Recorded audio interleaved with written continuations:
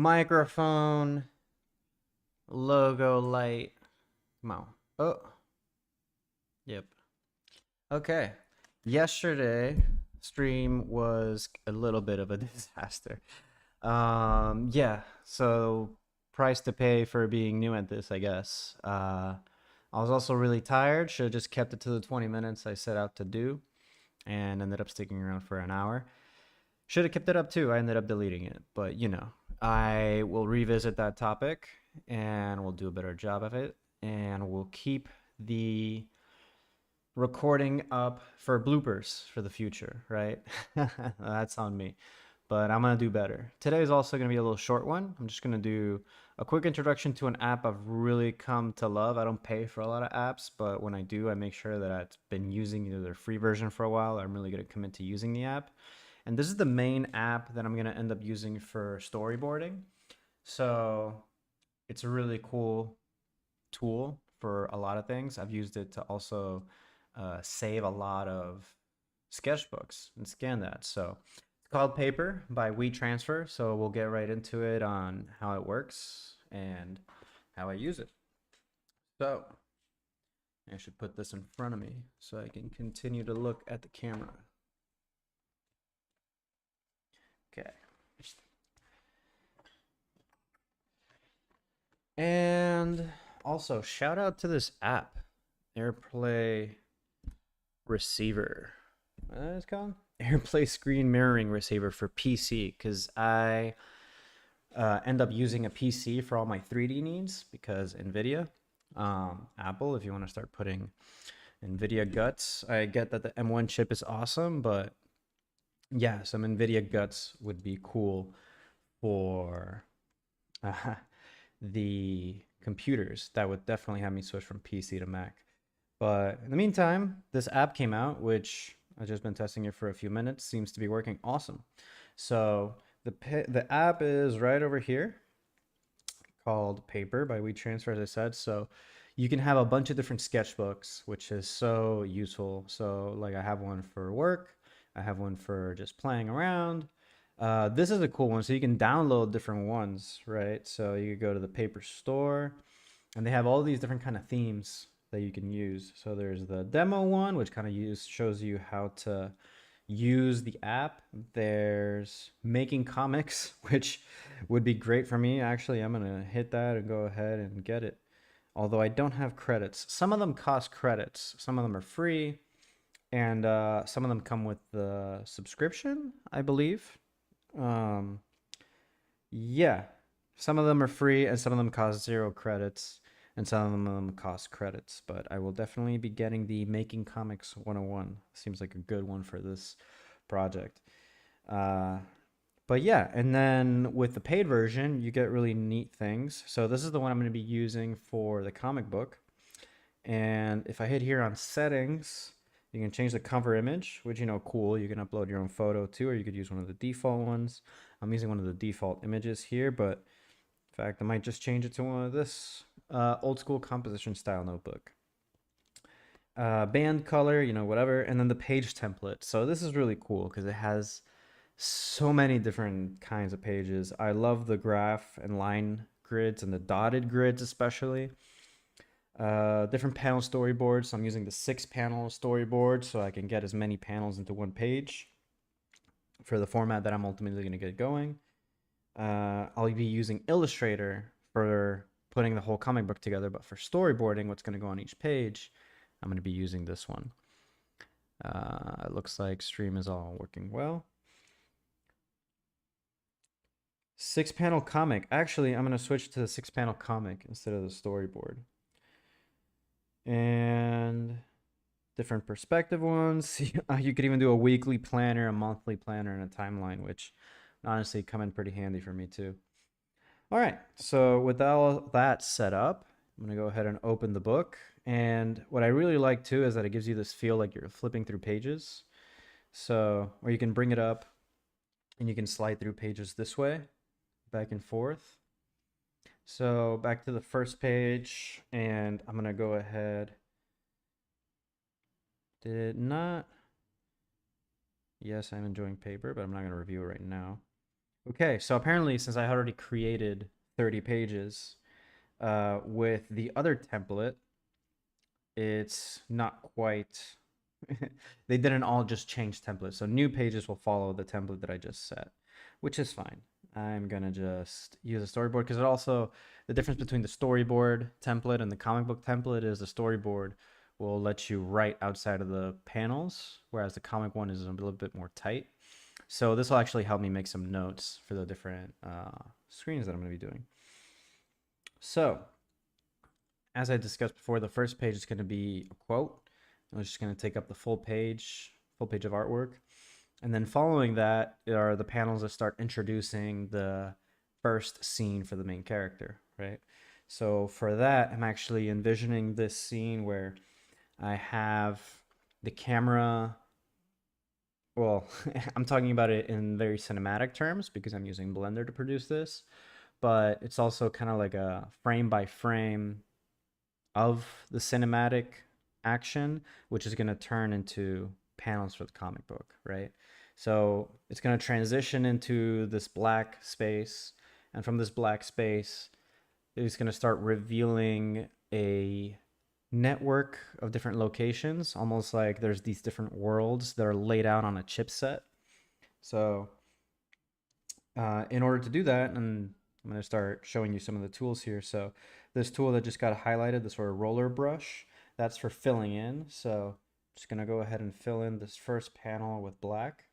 I love the texture that they throw over the roller as well, as though it missed some spots of paint.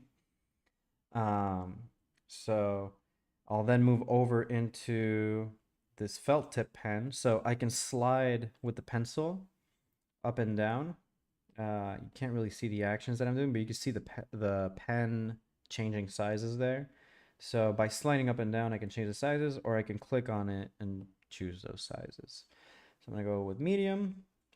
I'm gonna go open. I'm gonna position myself here so I can make better handwriting and still speak into the mic. So we can go open to black screen. Okay. Next panel, the black screen is going to start fading into what we'll see is a whole network of different landscapes. So they're kind of like these cells that'll be staggered apart from each other, and there'll be different colors. So I'm using the felt tip tool here to continue to sketch that out. And then I'll use the watercolor brush to actually fill these in with different colors. There's different ways to add colors in, but I typically just go straight for the watercolor brush first. And you can also have different color palettes here that you can slide through. And you're limited to a certain amount, which kind of sucks. I've already capped out on mine, but I'll keep it onto this one, let's say. And I'll fill in some of the areas very roughly like that, just to kind of give the sense that, you know, each one of these will have a glitch texture over it or some kind of gridded texture to make it seem like a city block, but also this sort of like motherboard looking thing where, you know, a motherboard always to me, or you know, like computer components always look like miniature cities to me. So that's what I'm going for, is mirroring what a computer motherboard might look like versus what a city might look like, and trying to merge those two to bring to life this sensation of like a virtual world. And right underneath, oops, that's the eraser. So I have it set so that if I double tap on my pen, it will change to the eraser, which happens to me all the time when I don't mean to. I'll write underneath, oh, see, I just did it. And go back to black, fade in world, or fade in, say like aerial view of digital world. Okay. I don't have the best handwriting, but I'm working at it. And once we have that in, we'll fade in and zoom in onto one. So I'll have the others fade out in color, and we'll focus in on the color of one. So these other ones will kind of desaturate, and we'll fade into one that is a main one, which is not going to be orange, actually. It will be blue. Might have to figure out a better spot for my microphone. I'm actually going to use the fill tool again here. I keep hitting the microphone with my hand when I reach for my mouse or when I go to draw, but haven't figured out a better place for it than where it is right now, but that'll come. So right underneath, zoom in to one world, desaturate the background.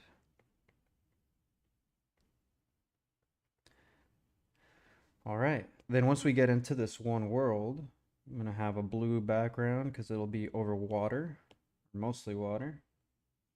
Use the fill tool here for that cell. And then I'll draw in with the watercolor pen a little island. So I'll put in some sand. I'll put in some grass. And then I'll draw out with the felt pen. I'll use the pencil pen or the pencil tool just to use it and show it. Remember, you can also zoom in. It looks like there's also a dotted grid. I'm not sure if I set that at some point with the app. I might have because I use it constantly. So when I first opened up, let's actually see if I add a new page, it doesn't have it. Oh, it does. Not sure if that's a default with every template that you'll use, but I do definitely love the dotted grid. It just helps so much. Such as in this case where I'm going to be drawing a prism. So I'm going to follow that grid a bit loosely with the pencil just to kind of very quickly fade in the shape, that thing that I'm working on. And then I'll trace with the felt pen, make cleaner lines once I have it laid out in pencil. So that's just kind of like the process that I'll do. Sometimes I'll start with pencil and then even go with the colors. Sometimes I start with colors and then start penciling in things. So there we go. And go with the gray brush. Go with the thicker one by sliding up. Just kind of fill that in. You'll notice with the watercolor pen, it doesn't completely override. Like if I use the gray here, it obviously looks different than when it overlays onto the blue. Maybe not as much when you see it like that. But you'll see like when I did the green over the orange, right? It doesn't just override the green over the orange because it does act as though it does have like an inkish behavior. Why use this and not Procreate? Procreate has so many options. I do like Procreate. It's almost like a substitute for Photoshop when I use a tablet sometimes. But what I like about this one is actually limiting the tools is a good thing. And their relation to real life tools is also a good thing. It's almost like when I do pencil, paper, actual watercolors, actual charcoal, and whatnot, that knowledge transfers into the behavior of this app and vice versa. The limitation, those constraints can be a good thing because then you get to be creative within those tools, right? It's almost like in Procreate, I might have a dozen ways of doing the same thing. And, it can be overwhelming sometimes, or like, yeah, having so many options and starting to do something with a lot of freedom can sometimes be a little daunting. So, especially when you're trying to pick up speed and just do something conceptually, like you're just kind of sketching, Procreate can feel like it's too polished and kind of hold you back from just kind of putting ideas on paper. So that's when we zoom into that world, what we run into. I'll just finish off by using the eraser to kind of use a smaller size and kind of fake, oh, too small. Oops. There we go. And kind of just drawing some clouds as though we're still looking at like an aerial view, right? All right. And we'll write in for this panel. You can slide out the menu. I just slide downwards like that from the top of it. I'll zoom in over here. This is much better for writing when it's larger. So I'll put in here, continue punch zoom.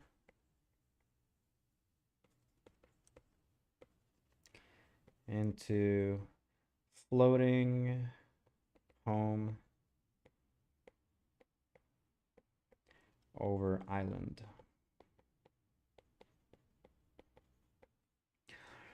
Okay. The next one will be entering through the bottom of the home. So with these tools here, I guess I'll just quickly explain some of the other tools before I move into bringing in images. So there's the ink pen over here. I guess going from the left, right? Went over the eraser. The blend tool is exactly what it sounds like, right? It just kind of blends things together. So I can blend out the edge of the island with the water. So it actually looks like it's an island submerged in water. It looks nice. Can also like use it to fade out this blue. No, I can't. Because there's nothing to fade out against. I'm not sure. Because it's just empty space. So I guess you need to have another color next to it in order for the blend tool to work.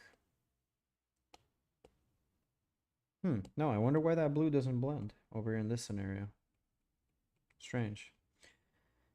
So then we have the pen tool. So the pen tool is different from the felt marker in that the felt marker has like a consistent thickness, right? When you go through them. And the pen tool also has varying thickness, but as you can see, it has more of a stroke to it. So it's not just a regular thickness like the felt is. Like if I do them side by side, it kind of gets this ink deposit towards the end of the stroke, almost like a teardrop shape. Went over the pencil, right? Different thicknesses. And the watercolor brush. So the watercolor is different from the marker in that, let's say if I went with a deeper blue, just to accentuate this sensation of water, it's way too dark. Here we go. Right, I can like draw in some waves just so that it's very, very obvious that that is water. And also maybe use the blend tool, to later fade that in. So the watercolor brush differs from the watercolor marker in that the watercolor marker obviously has like a more consistent profile to it. It's just like it's kind of like the difference between the ink pen and the felt pen. And the brush, as you can see, is very irregular. It's a lot more sensitive to the pressure and the angle at which you use your pen. This last one is an assisted pen, so it works a bit more quickly than the one from Procreate. So the one from Procreate, you can like draw a line, hold it, and then it'll draw out a straight line, or you can do a shape. So this one does the same, but you kind of have to be a bit more agile about it. Like if I just draw a line and then, I guess that worked. In my experience before, I had to kind of be a bit more agile with it. So I could have actually used this here to get some straight lines or some regular blocks. But again, sketching, just trying to get it out quick. Sometimes it doesn't really matter to be perfect. Scissors. So I already brought up the fill tool, but you can obviously just fill in some colors with that. So if I were to do like a desaturated green here, you can just draw an outline and it fills out. So you can mix colors here with the color mixer. So if I have green going on here and I want to fade into this other blue instead of just switching colors, I can use this wheel by selecting the blue. Selecting the blue. There we go. You can kind of go back and forth between the green and the blue now and fade one color into the other. which is very useful.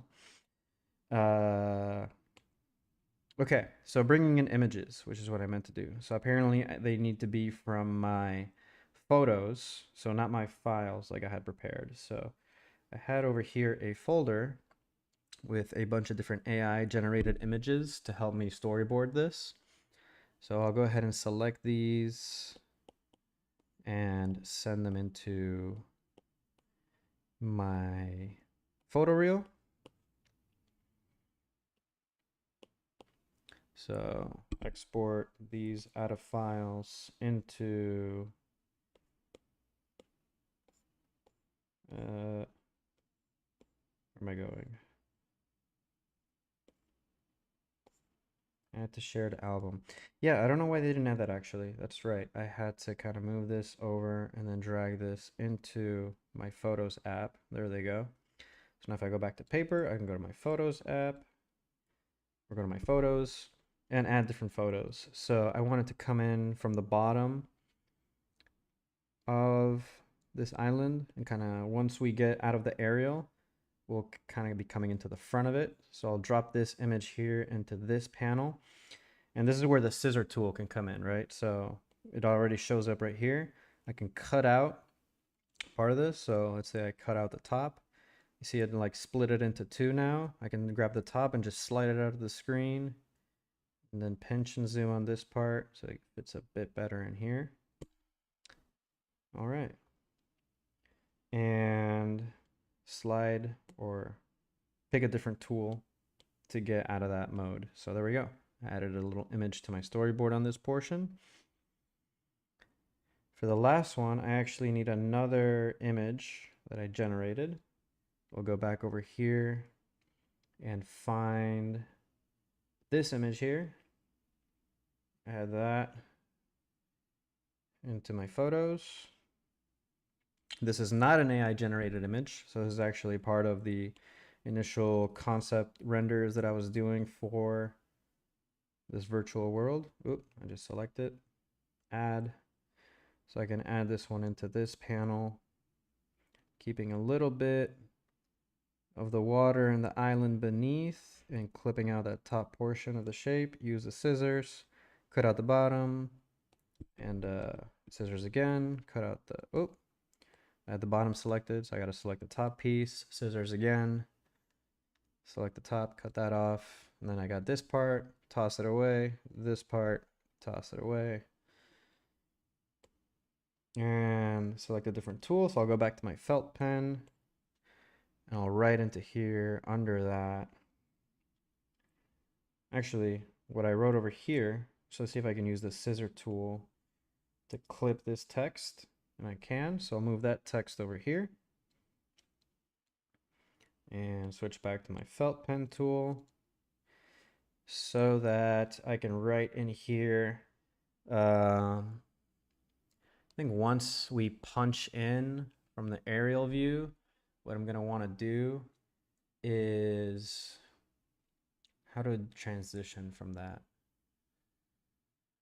I guess I want to do like a wipe, right? Like create some motion blur. So like after we punch in from the aerial, do some motion blur so that it not just zooms into this area or is facing directly in front of the orb or this floating house, but actually introduce a motion blur at that point to do the rotation of the camera, right? So it's a punch zoom and then a rotation of the camera.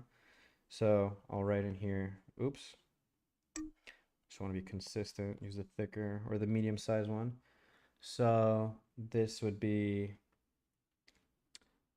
camera rotates with motion blur.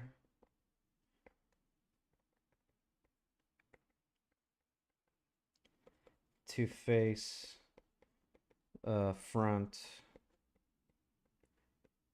of home. I'm not dyslexic, but you might notice sometimes I start writing a word at the second letter rather than the first. That happens a lot to me for whatever reason. Okay.